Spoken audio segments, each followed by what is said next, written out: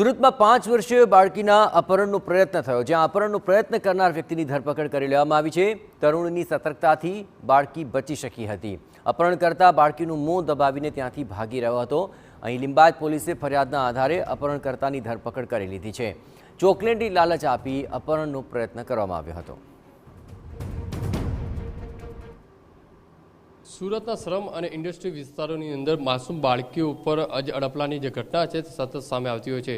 त्यारे सूरतना लिंबायत विस्तारनी अंदर वधु एक घटना सामे आवी छे कि 5 वर्षनी बाळकीने एक नजीक में रहता युवके जे रीते तेने फोसलावी अने तेनी बाळकी उपर घर पास रमी रही थी ते दरमियान तेनुं मोढुं दबावी अने अपहरण करी हती अने चॉकलेट अने आइस्क्रीम जे खावानी लालच आपी हती अने दुकान उपर बाळकी साथे अड़पला कर्या पण होवानी जे माहिती सामे आवी हती।